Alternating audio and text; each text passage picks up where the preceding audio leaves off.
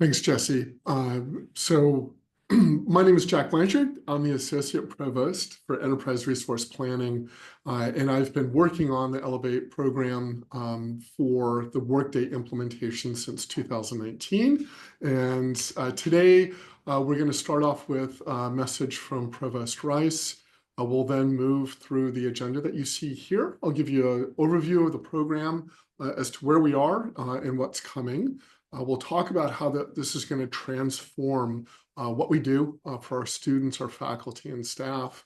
And then I'll walk you through some details diving into what the program is going to be doing to deliver on that. And then we'll close with talking about how we can communicate and engage with all of you so that we can have a successful implementation. And with all of that, it's my great pleasure to turn this over to Provost Rice for some introductory comments. Thank you, Jack. And I want to begin by welcoming everybody. Thank you so much for taking time out of what I know to be very busy schedules and joining this town hall. So thank you for being here. I also want to begin by thanking Jack. Jack, we're really so grateful for your committed leadership to this incredibly enormous but important undertaking. And also to so many others across our campus who are investing significant time and in many cases, extraordinary expertise to implement this new enterprise system. I really want you all to know that the campus leadership team is very grateful for your efforts. So the Elevate project is truly transformational. Its impact to advance and to improve how we do our business is essential in supporting the innovative education and the cutting-edge research that is so core to our mission as a large world-class university. Our success in realizing that mission depends on having reliable and user-friendly and modern systems in place to support our work. And that's what this Elevate project is really all about. As you know, in November, we successfully transitioned our finance and HR systems to Workday. And I would like to thank again the Elevate team who worked for years to bring that to fruition, and to all of our community members who played an integral role in its implementation, which is an ongoing process, and its success. I do recognize that, like with all new transitions, there are growing pains. But more importantly, Workday's positive impact on our university is already being felt in all corners. And that's why I'm really excited that we're now beginning the next phase of this work to implement Workday for our students. This multi-year effort will make essential improvements to the user experiences of our students, our staff, and our faculty when using student data, especially as that student data is integrated with our new HR and financial systems. Among the many benefits of the new system, and this is a really important one for students who are logged in here, it will allow for 24/7 user access through a mobile app. This is a really great perk, a really important upgrade for our student users. While to many, these implementations may seem like standard technology upgrades, what it really means is that we're able to improve the services and the support that we provide to our students and to our community of faculty and staff who support them. This is truly an investment in our people and our community, something that we emphasize throughout our campus strategic plan. This is also why engaging undergraduate and graduate students, hopefully many of you here today, that engagement is an important part of the process along the way. The input of students is essential so that we can build a system that truly works for the students that it's intended to serve. We're also very lucky to have passionate and skilled staff and faculty as part of this process, allowing all of our schools, colleges, units, and programs to have a meaningful voice in developing a streamlined and user-friendly system. This is an ambitious program, and it will be a heavy lift. But as with all things that we do here at the University of Maryland, we will support one another to successfully achieve our goals around Elevate and how Elevate can help us achieve our goals associated with our important mission. So I want to thank you all for being here. Thank you all for your investment in this important work. And with that, I'm going to turn it back over to Jack. Thank you, Provost Rice. Appreciate that. So in terms of the Elevate program, I want to give you an overview of what we're trying to do here. Some of you are familiar with this background, but because we're starting a new phase focused on student, I anticipate that there are a lot of people in the audience who are not yet familiar with what we mean by our enterprise systems and what we're trying to do. So the problem that we're trying to solve is that our current systems are obsolete. Well, what systems are we talking about? ERP, Enterprise Resource Planning Systems, are essentially the computing systems that support the work of the university. And so that kind of three-legged stool of covering finance, human resources, and student. And as Provost Rice noted, we have addressed human resources and finance when we went live with Workday in the fall. And now we're pivoting to student, which is a critical next step. Why is this critical? Because our student information system, our student account receivables, they are based on COBOL. COBOL is useful, it has its purpose, but it is Eisenhower era, and it is outlived its usefulness for us. And so what we want to do is transition from this to a modern solution. And our students are telling us that these systems are problematic with how they navigate their academic careers here at the University of Maryland. These are just quotes pulled from Reddit, UMD, and you can see that students are complaining largely about when they are able to access services like Testudo, in that this experience is not what they expected at a flagship university. So our goal is to better serve our students. As Provost Rice noted, this is a student-focused project, and we want to be sure that we're improving the student experience here on campus. So Workday is the solution. We, again, have implemented Workday for HCM and finance in the fall, and now we will be doing it for students. So the benefit of this, if all of our systems are on one platform, one single system that we have to log into. Student workers, if they have to do something for HR, they can log in the same system that they're using to look at their schedule of courses. This also allows us to have better access to the data and better support our students. There are other benefits that you see here in terms of simplified training, annual updates, and again, that mobile app that Provost Rice mentioned. So the goals that we have for the student phase that we're now embarking on are the same that we've had since the outset of this project that I began it in 2019. And that is, we want to provide a positive user experience for students, for staff, and for faculty. We want us to be more efficient and effective. We want to more accurately collect, report, and analyze data, and then ensure the data security and privacy of those data. Our ERP systems have to be reliable, and we have to be able to easily maintain and update these systems. These are characteristics that we don't have in our current legacy student systems. So it's important that we have sponsors who are leading this effort. And of course, you just heard from Provost Rice, but we have other sponsors with Patty Perillo as VP for Student Affairs, Jeff Hollingsworth as VP and Chief Information Officer, and Greg Wohler as VP for Finance and Chief Financial Officer. We've heard time and again from other institutions that senior leadership and support for these kinds of projects is critical, and that's what we have here at the University of Maryland. So we're very fortunate to have that highest level of support for what we're attempting to do.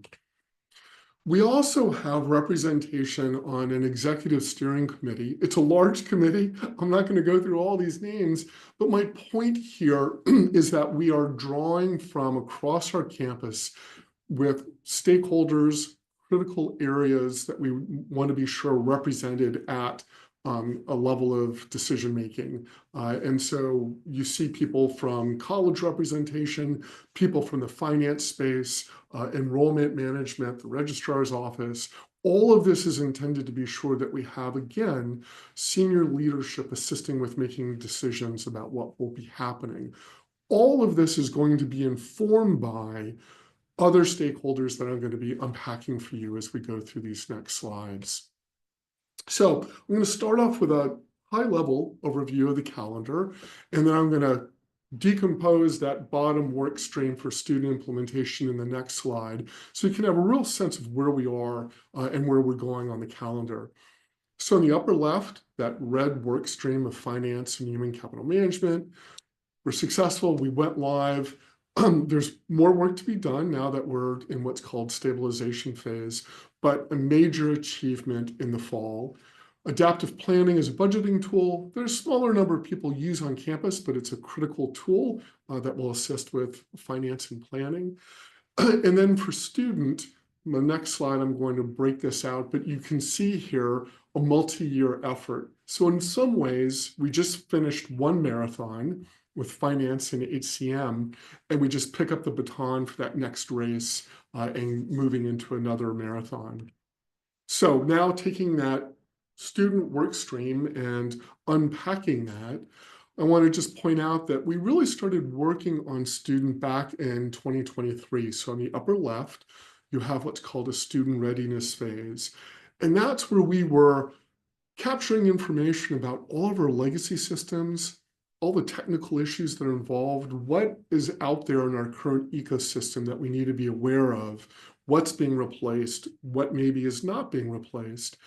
And as you'll see later on the slide deck, we also engaged with users. We talked to students.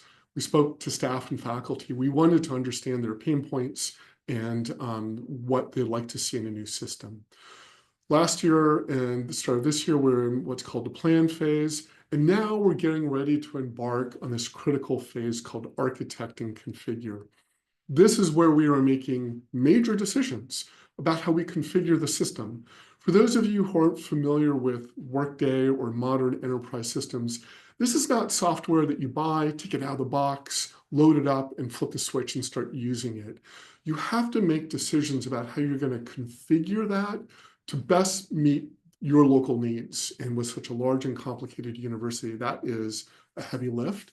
But that's what we're going to be doing starting in March. That'll take us through early 2027. And then you see that black work stream, that phase of test, train, and deploy. So now that we've come up with these decisions about configuration, we test those decisions, make sure they're working, make sure that we're engaging users, students, staff, and faculty, that they're accomplishing what we intended. We then train folks and then start deploying those systems. Now, one difference between student implementation and what we did in the fall with HCM and finance is represented by those 5 markers. And those 5 markers are explained at the bottom of the slide. In the fall, with human capital management and finance, we had what's called a Big Bang go live. We woke up on November 15th and just started using Workday for everything that was involved in finance and HCM, and our legacy systems were retired. Student is more complicated, many more systems, much more functionality. So we roll out Workday in stages, those 5 deliverables, those 5 go lives. And you can see at the bottom of the slide, which each functionality is being delivered, adding to the prior functionality. So for a period of time, we're really using legacy systems, and Workday starts to pick up some of that functionality to ultimately fall of 2028, we go live and we're using everything that Workday has to offer. So we really want to transform the student experience. This is not simply an IT project. It is a project where we want to understand users' needs and review our processes and transform how we do things on the campus to make it a better user experience. Workday will address student needs across their full life cycle here on campus. From the far left, onboarding of students to financial aid, advising and registration, student financials, and ultimately graduation. All of this aligns with our campus's strategic plan. When we look at reimagining learning, Workday is going to help in that goal. It's going to foster interdisciplinary and collaborative spaces via a more efficient approach to cross-listing and co-locating courses. We want to be able to address our community's expectations for inclusivity and accessibility with a user experience via self-service, 24/7 mobile access, user-friendly, intuitive interface. There'll also be integrated dynamic four-year graduation plans so that students always have that available. And we invest in our people and communities. We better manage our data, the access to that data, the data integrity, so that we can better support our communities. And we are working to build inclusivity in Workday by enabling our students to better own and interact with their student profile. Some of these benefits for students I've already touched on, things like access and user experience with that mobile access with your smartphone, identity information, real-time data sync. So as things are changing in Workday, they're changed in terms of what a user will see. Academic planning and registration are all in one place. That dynamic academic planning tool showing you at a glance status and what you need to do to achieve your graduation plan. Finally, easing the financial review so that students don't have to try to find the information they need and struggle, but we want to demystify that so that they understand, for example, their bill and what financial aid they're getting and the impacts that all has. So I did want to give you an overview of what Workday will be replacing, because it's not going to take care of everything. And this is a beginning list. And I know that some of these are technical, specific terms that not everyone's aware of. The takeaway from this is on the far left, you see that Workday will be replacing a lot of systems. And some of these systems students are going to be familiar with, like Testudo, Advise on the Web, UMeg. Those will all be replaced by Workday. And then there are systems on the right that are not expected to be replaced by Workday because those systems serve a function and they do things that add to Workday. So a big one that a lot of students are familiar with is Salesforce or TERP Engage and grad admissions. That will live on. And those other things that you see there like Canvas, those will also persist. We will integrate those systems in Workday, though, so that you'll be able to interact and cross over with those. Again, not exhaustive, not final, but I want to give you a sense of what Workday, the impact it will have, and how it will be modernizing and replacing a number of our key systems. So giving you an overview of our Elevate student program, the key consideration when I'm talking about what we're trying to do here and what the team is going to be doing to meet these challenges, I want to give you some background. A key consideration here is that Elevate is going to be harder and more complex with what we just did with HCM and finance. It's more difficult because we have more stakeholders, 41,000 students, undergraduate and graduate, 2,600 instructional faculty, over 6,000 staff. And we're replacing systems that users have grown accustomed to over decades, and that becomes a challenge. And we want to, again, not make this just a technology change, not just what they call a lift and shift, but we really want to look for opportunities to change our processes, be transformative to better support our students. All of this is making sure that the center of gravity is shifted to academic affairs and finance business units that are related to students and will retain critical support from DIT. So in terms of the Elevate student team, this is just a high-level overview of the functional work streams, the different teams that we've developed. Those yellow boxes indicate those kind of critical areas from admissions, financial aid, all the way through student financials. We have teams addressing each of those domains with necessary expertise. We're also capturing the undergraduate student experience. We want to be sure that we're looking at what we're doing through that lens of an undergraduate and their unique needs. And we're doing the same from a graduate student perspective, again, through that unique lens of how graduate students navigate their experience on campus. To the left there, you see what's also contributing to all this. We have program management, change management, helping with communications and the changes that will be happening on our campus, and then a technical team supporting all of this. That program team does not work in isolation. They are not going into some closed conference room and making decisions unilaterally. Absolutely not. Our core team has to and will engage with critical campus stakeholders throughout the work that's happening. And this is a challenge. This is where we really need that help and support from across campus. So if you look at that first row, subject matter experts, this is where we will be working with individuals from across schools and colleges, bringing them into these design sessions to share their perspectives and ensure that the design meets the needs of the Maryland campus. We're a complicated entity. Colleges differ amongst themselves, and then units and programs within colleges differ as well. So we want to capture all of that by engaging subject matter experts. You'll hear more about advisory committees. We'll be creating advisory committees of students and faculty, ensuring that, again, as we make these decisions, we're getting that perspective and making sure that we get this right. And then, as I noted before, in 26 through 28, we are going to have confirmation and testing sessions. That's where, again, we have people from campus come in and confirm those decisions that we're making. Are they delivering the way we hoped, or do we have to iterate and go back and change some things?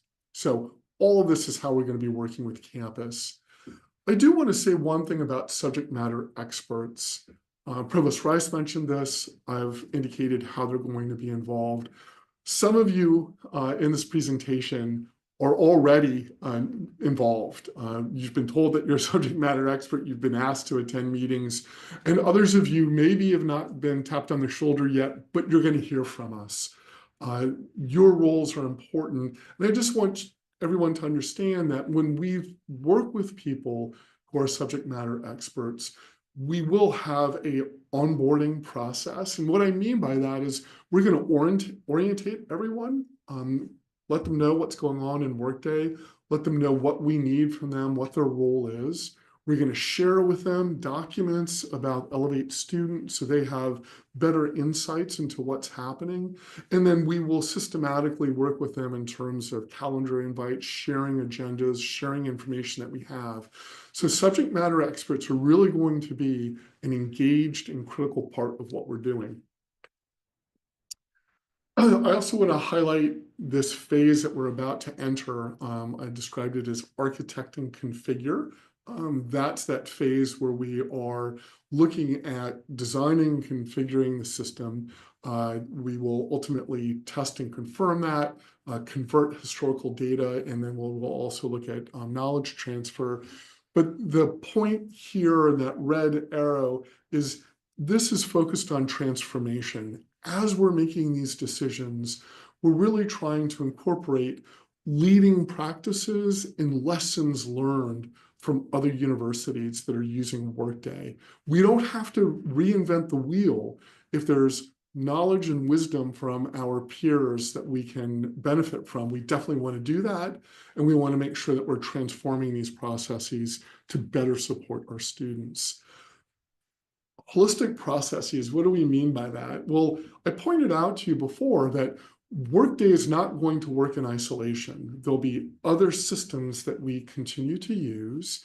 And when we build out Workday, we want to understand how Workday fits with other processes, other steps that lead into Workday, and then other processes and steps that come out of Workday to ensure that all of this is a smooth, integrated experience for students, faculty, and staff. So We will continue to engage with you.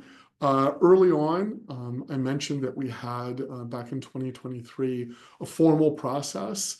And this is where we talk to students. That's what you see on the left hand of the slide in that yellow box. We met with students, talked to them and asked them, what are your pain points? What would you like to see?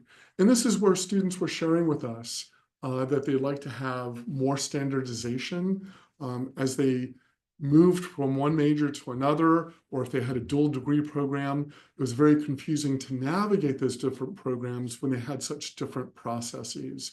They wanted to be able to access systems. We talked more about that. And they wanted to be able to have a holistic view of their academic record, including understanding financial implications of what resources they have available and what would happen if they enrolled in certain programs. So we have quotes there from our students, and then from faculty and staff. We also heard feedback about lack of access to data and how they wanted to be able to better support students.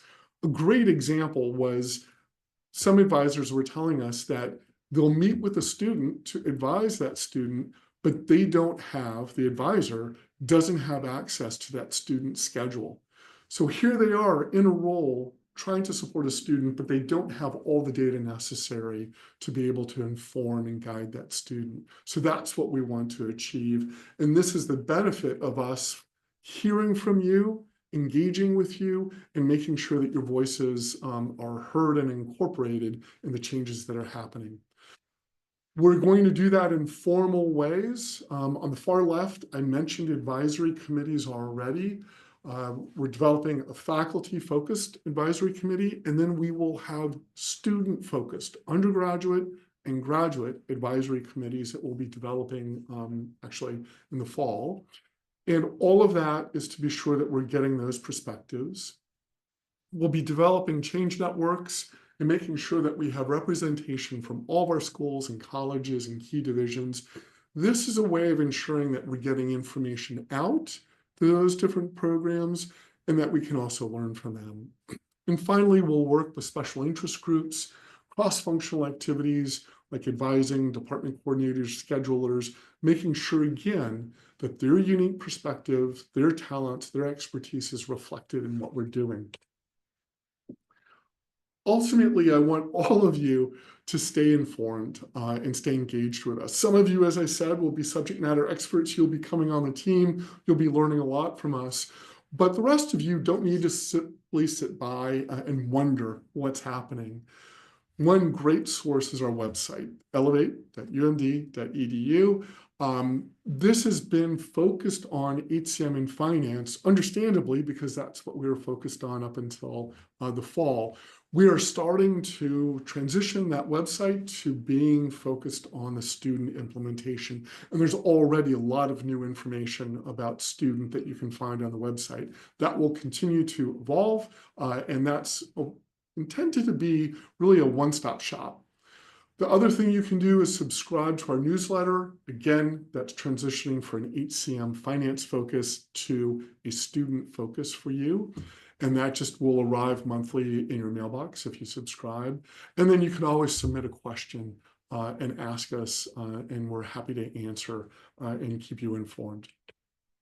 So with that, I'm going to turn it back to Jesse for our question and answer session. I'm mindful of the clock, and I know that we're approaching lunch hour. You have other meetings, you have classes to get to. So we'll try to wrap up as we approach 10 minutes to the hour, but we do have some time to start chatting about some questions. Jesse? Great, thank you. We have received a few questions that would be good to answer live. And the first is about benefits to students. We heard both you and Provost Rice talk about this being a student-first project. So can you describe some clear benefits that students might expect with Workday? Yeah, I think, some of these I've touched on and they come to mind immediately. That's, the 24/7 access, an app that allows students to pull all that information together in one place, that user-friendly, intuitive interface for students being able to have their personal information and their identity in the way that they feel most comfortable with. The other thing that we learned in our readiness phase that I touched on is as we talked about students, I was surprised to learn that some students, when they talk about their four-year plan, their graduation plan, some of them are telling us that they get a hard copy PDF and told this is your graduation plan, and they're carrying around that paper copy for 4 years, or they're intended to copy carried around.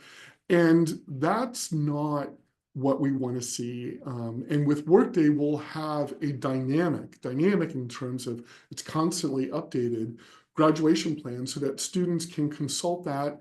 It will evolve as they enroll in different courses or as they change programs. And I think that's going to be another benefit. What we also hope to do, and this is something I touched on in the slides, is we want to transform our processes. Can we do things more efficiently and more user-friendly so that when students have to do something, change a major or drop a class, that it is easier to get it done and it takes less time. And by the way, this is not just benefiting students. We also want staff and faculty to have that experience, because the less time staff need to spend within the system dealing with technical issues, the more time that they can devote to face-to-face student support and helping guide them. So those are the benefits that come to mind. Just a few of them. Great, thank you. And you just hit on adjusting and adapting to new processes. And so that feeds into the next question, which is, what do you think will be the greatest challenge for our university community in adapting to the new system and the new processes? Wow, yeah, I think there are a number of challenges. One of the challenges is what we're trying to address here today, and that is communication and information. With such a large organization, such a complex organization, so many different stakeholders, we want to be sure that we're developing strategies to keep people informed, to keep them engaged, so that everyone understands what's happening, and when it's going to be critical for us, that we're engaging those stakeholders to help us make decisions that are going to serve them better. So that's one challenge, is that communication. We'll have these town halls on a regular basis. We have those other resources I outlined.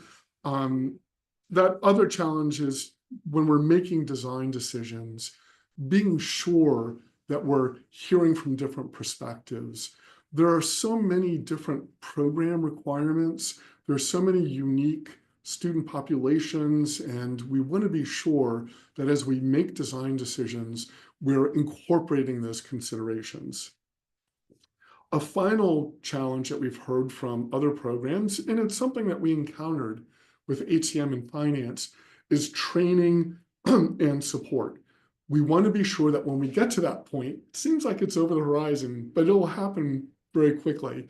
When we get to that point where we start training and we're ready to deliver the system, we want to be sure that users have access to the best training, the best resources, so that when they go into a new system with new processes, they can navigate it in a way that's going to be supported, and they're not going to struggle in that new system. So those are some of the things that come to mind, both from what we've heard from other universities, but also our own experience with HCM and finance. Great. And on that point, related to what we've learned from other universities, are there any specific insights we've learned already that will help us as we start our Workday student project? Yeah, one thing that's really interesting about this transformation and moving to a modern enterprise system is we're not alone. A lot of other universities are in the same position as us. Either they're relying on outdated mainframes, or they're relying on systems that have an expiration date, and they also need to make this transition. So we've leveraged that. Iowa State University is a R1 land-grant institution. They went live on student Workday. They're also on HCM and finance. And so we actually went out last summer and spent a day with them, brought the team members engaged with them about lessons learned, recommendations, what would they do differently, what would they really emphasize that we try to keep in mind. Every university is a little different, but there's so many commonalities we really benefit from that. We've also talked to other schools. University of Arkansas is moving to Workday Student across its entire system. So that's 14 campuses. And we learned from them that, if they can do 14 campuses and can navigate all of that, that gives us hope for looking at our campus and trying to achieve what we're trying to achieve. The other lesson learned that I think I touched on at the beginning is the importance of leadership and support from senior leadership.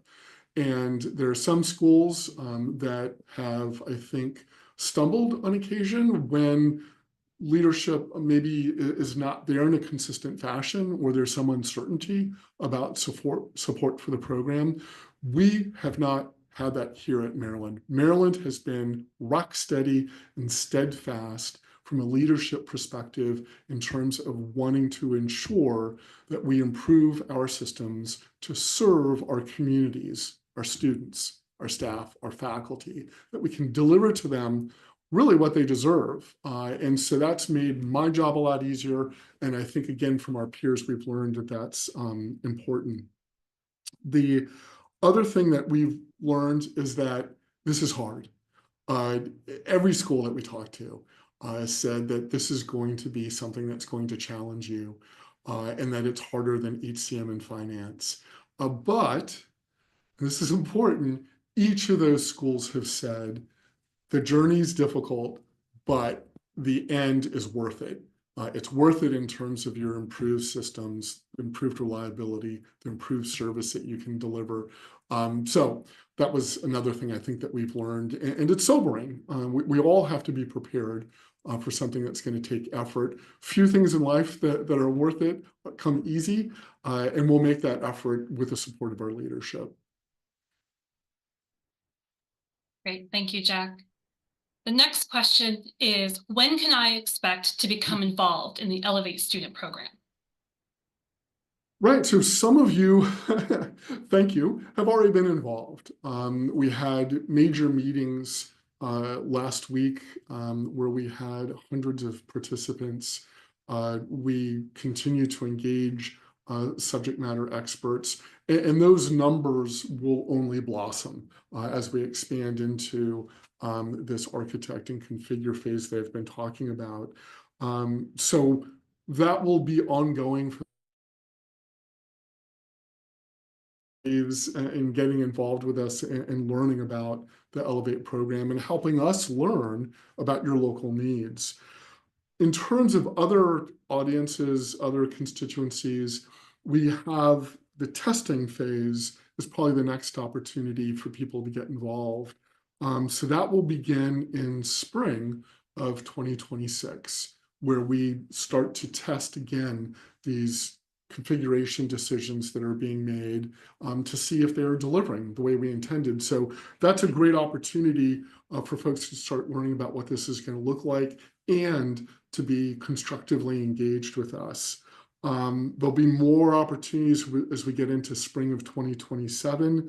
We'll have functional overviews that we'll do at the campus, and we'll also have demonstrations of Workday functionality as we get into early 2027.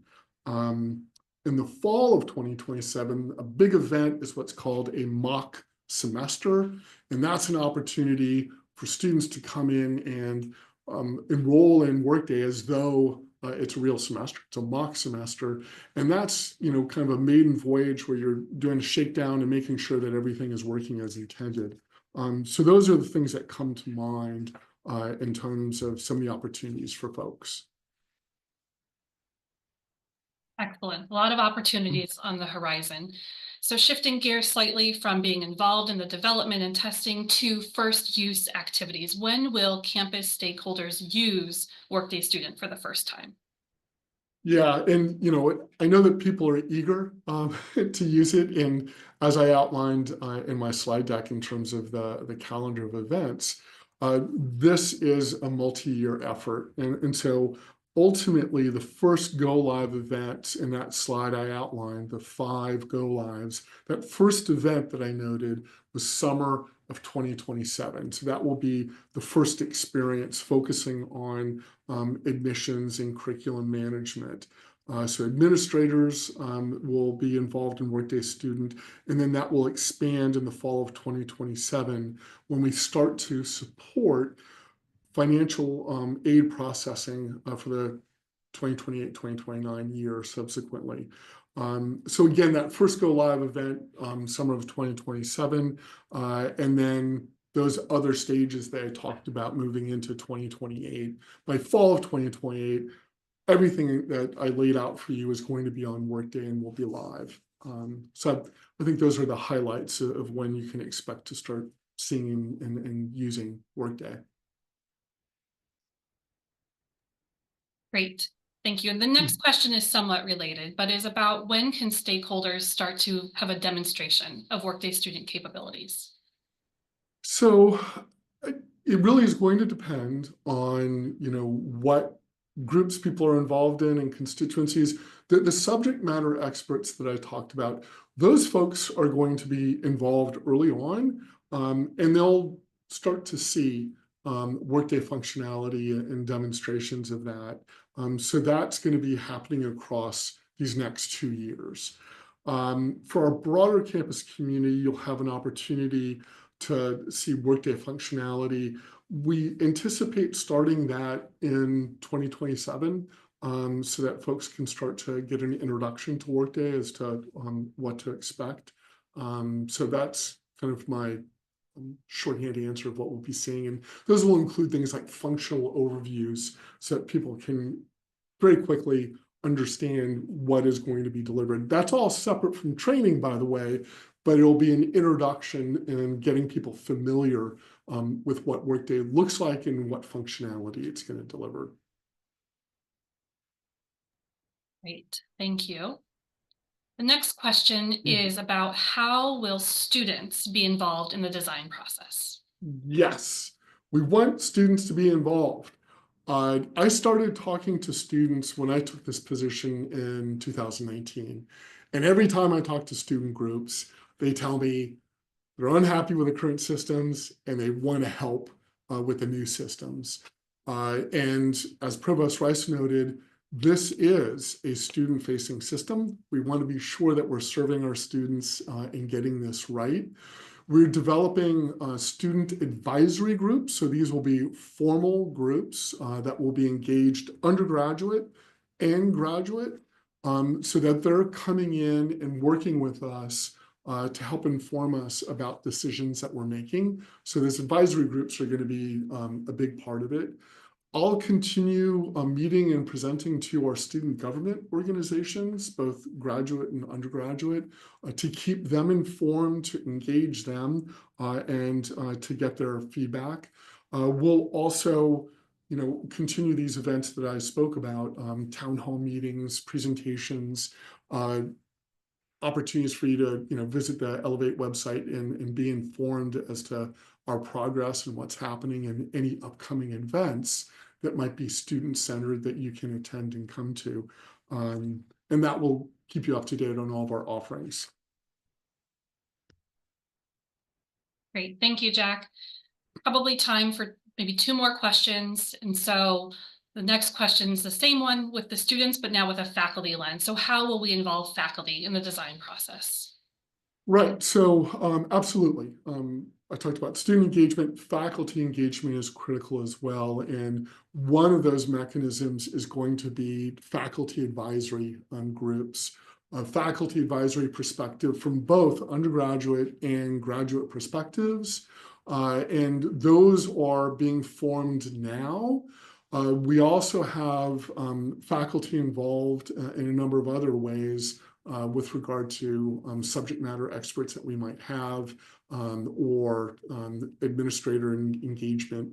We have representatives of faculty on the ESC from 2 colleges. But the faculty advisory committees, I think, are going to be a really great enriched opportunity for representative groups of faculty to help with us and be engaged. Thank you. So for the last question, just tell us more about how we can continue to stay engaged and know more about what's coming next with the program. Right. So I'm going to be redundant because I said this a little bit at the end of the slide deck, and that is visit our website. We are working hard to now transition that to a very focused emphasis on the student implementation. And there'll be more and more information that starts getting populated on that as we start moving forward in the coming weeks. So that's going to be a one-stop shop. The other thing is you can subscribe to the newsletter that will automatically kick into your mailbox once a month, so you don't have to do anything to get that information. And then also when you hear these kinds of announcements for town hall meetings, make sure that you participate and make sure that you share this with others to participate. I know it is so hard. Our email boxes are just sometimes slammed with all kinds of information and other non-academic groups that we belong to, our courses, our department meetings, and now you're going to have Elevate emails. But when you see these invitations for town hall meetings, be sure that you attend, be sure that you ask others to attend. We'd love to see more student representation in these meetings. We know they have lots of competing demands on their time, but those town hall meetings will also be important. The other thing is that if you're asked to serve a role on an advisory committee as a student or a faculty member, or serve a role as a subject matter expert, to be generous with your time and engage with us. It'll keep you informed, but it'll also benefit you by making sure that your perspectives, your experiences are reflected in what we're doing. And I think that's everything I wanted to cover. And I see we're coming up on 10 minutes to the hour, Jesse.